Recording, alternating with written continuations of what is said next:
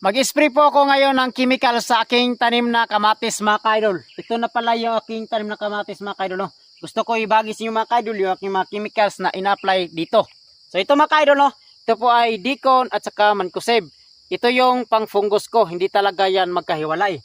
Din mga kaidol, yung foliar ko ay Agroil po. Ito mga kaidol, mumurahin lang po ito.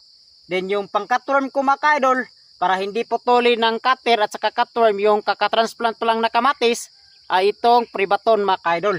Then para hindi din atakihin ng leaf miner at saka hindi atakihin ng mites, so ito mga kaidol, Telluride, para yung dahon ng tanim mong kamatis ay hindi po siya magsikulot.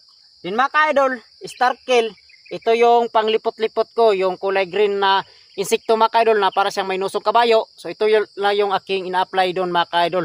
So hindi pa ko promoter ito na mga chemicals mga kaidol, kundi gusto ko lang ibahagi sa inyo. So salamat mga kaidol sa panonood.